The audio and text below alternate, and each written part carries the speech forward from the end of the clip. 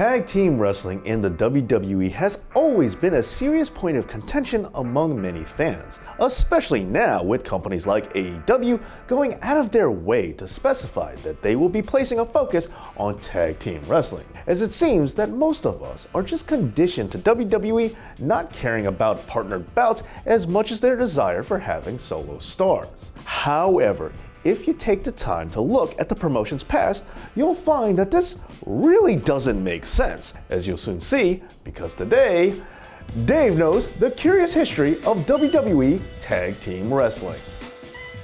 First, allow me to ask that you make sure that you're still subscribed to this channel and that your notifications are still working. That way you don't miss out on any of the content, and also because it really helps out the channel, as well as that I really do appreciate it. But now, on to the show. Looking at things today, when many of us have a hard time remembering or even caring who the current WWE Tag Champs are on either show, it might be because of a whole list of things, like WWE giving the belts to too many Hodgepodge tag teams, or the WWE never really caring about their tag division from the start. However, with that being the case, some of you might be surprised to learn a few interesting points about the company's very own tag team division history. For starters, a tag team championship is actually the very first championship that WWE ever had, which is something that a lot of people don't realize, especially since it didn't even start out as a WWE title. Back in the early days, the Capital Wrestling Corporation, the company now known as World Wrestling Entertainment, was a part of the National Wrestling Alliance, and the titles that the CWC wrestlers competed for were all controlled by the NWA, including the World title.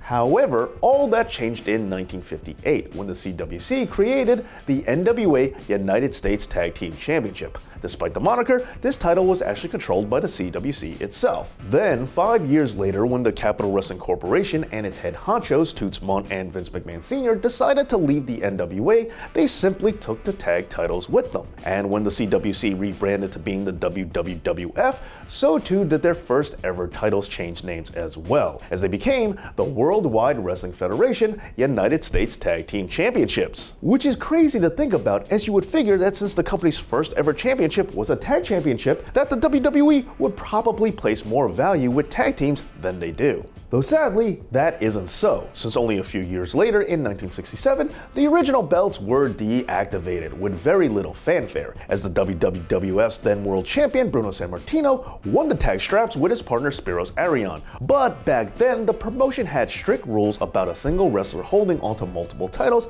at the same time. So just 5 days after winning it, the Worldwide Wrestling Federation's OG belts were discontinued without any real pomp or circumstance, and thus the downward spiral of WWE's tag scene would begin. Because this wouldn't be the last time that something like this would happen. After this, the company would create the International Tag Team Championship in June of 1969. And what's really interesting about this title is exactly how it was discontinued, because just a few short years later in 1972, the belts would be deactivated. However, they would make a return in 1985, redubbed as the WWF International Tag Team Championship. And they would also surprisingly be New Japan titles, as WWF had a working relationship with the NJPW. Although that would be short-lived, since only 5 months later on Halloween, WWF would end their partnership with New Japan, and in the process, the newly revived tag belts would go dark yet again. But this time, it would be for good. And while we're talking about WWE tag belts that went on a permanent vacation, don't think we're done yet, as you should know that Sasha Banks and Bayley were not the first to hold women's tag team gold for the McMahons. Back in 1983, WWF acquired then NWA Women's World Tag Team Champions Princess Victoria and Velvet McIntyre, but the two of them were not a part of the NWA at that time. And as it turns out, the fabulous Moolah was the one who actually owned the rights to the championship. And so, WWF just flat out bought the rights for Moolah and renamed the belts the WWF Women's Tag Team titles. Now, this did end the lineage of the belts from its NWA history and started the titles anew, with McIntyre and Victoria being recognized as the first WWF Women's Tag Team champs by the company, even though they were still using the same exact physical NWA belts. But then, just 6 years later, and after a lack of both women's wrestlers and female tag teams plagued the WWF, the straps were just quietly abandoned without without any real to-do. And in case you were wondering, the current WWE Women's Tag Titles do not share lineage with the original, although they probably should.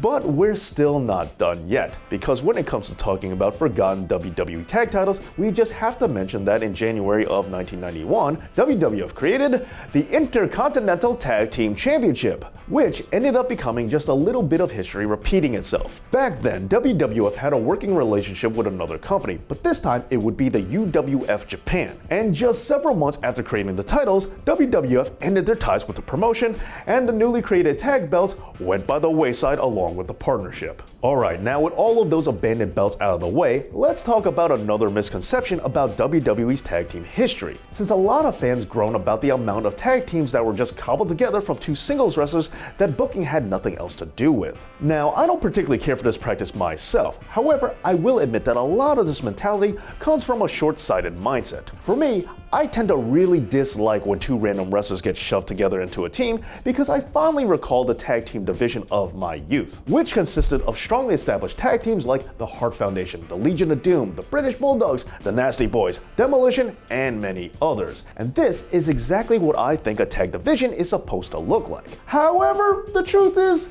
two random wrestlers partnering up to form a pair that would eventually win tag team gold is not a new phenomenon, as it's been happening right from the very beginning. Now, I have to point out that all of the tag belts that I have mentioned so far in this video all began with their first champions just being two wrestlers fitted together to form a championship team. And the WWF World Tag Team titles, the ones that I grew up with and the ones that were held by all of the teams that I just mentioned, have mostly been won by two randos partnered up together. So while I and many others have fond memories of tag team champions being two wrestlers with a tag team name and who also dress similar to one another, the reality is, this only represents a small portion and a brief time period of WWE's tag team history. In fact, if you look at the lineage, you'll find that it took until the 9th title holders before we got an actual tag team as the champs with the team of the Valiant Brothers. As the previous champs were teams such as Haystacks Calhoun and Tony Garea, Mr. Fuji and Professor Tanaka, Chiefs Jay Strongbow and Sonny King,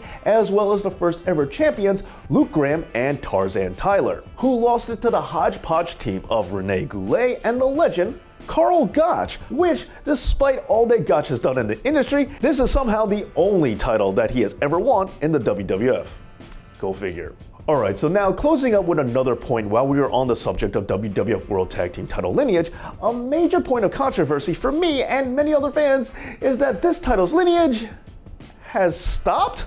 Going back to the original brand split, the belts were first drafted to Smackdown with Billy and Chuck in 2002. They were then brought over to Raw with the Un-Americans Lance Storm and Christian just a few months later. Going forward, they would eventually find themselves around the waist of John Morrison and The Miz, who would go on to lose the titles at WrestleMania 25 to then WWE Tag Team Champions of SmackDown, the Colognes, who became the unified WWE Tag Team Champions. However, at this point, the belts were still technically distinct as both lineages just merged, and this bit of booking was really more about getting the champions competing on any show, since at the time, the original brand split was beginning to draw to a close. But then, in August of the following year, the unified part of the championship's name would be dropped, as the belts would simply be known as the WWE Tag Team Titles. This was further signified with the champions at the time, the Hart Dynasty, being presented with brand new championship title belts by Bret the Hitman Hart, officially recognizing them as the last WWE World Tag Team Champions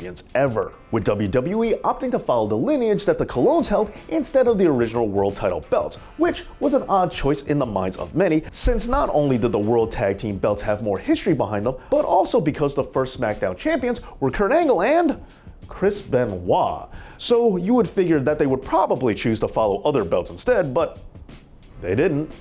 Something else that's odd here is that while Kurt and Benoit first won these belts on SmackDown, the belts are currently part of the Raw brand, which left SmackDown to have to create brand new tag straps yet again, instead of just bringing back the old world title belts, which they easily could have done and would have made good sense. Anyway, to make matters worse, WWE also blurs the lines on whether or not the old world tag titles still count, as when the New Day broke Demolition's record, they made it seem as if the belts that both teams held were one and the same, instead of being a part of two completely different lineages. However, to make things even more confusing, when it comes to WWE's current requirements for the Grand Slam, having won the old world tag titles don't qualify you for some reason. And further still, I have to point out that this all gets very difficult to talk about since the World Tag Team titles have gone through many name changes, including being called the WWE Tag Team Championship, which was also the name that the 2002 Smackdown belts used to go by, so it's almost impossible to specify which championship you're actually talking about. The point is that the WWF World Tag belts that I knew as a kid are not currently in service, which I think is a real shame. Well, there you have it. Some interesting tidbits of history on the WWE Tag Team division and why a lot of it